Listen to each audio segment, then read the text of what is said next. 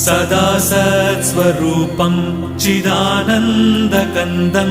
जगत्सम्भवस्थानसंहारहेतुं स्वभक्तेच्छया मानुषं दर्शयन्तं नमामीश्वरं सद्गुरुं साईनाथं नमामीश्वरं सद्गुरुं साईनाथं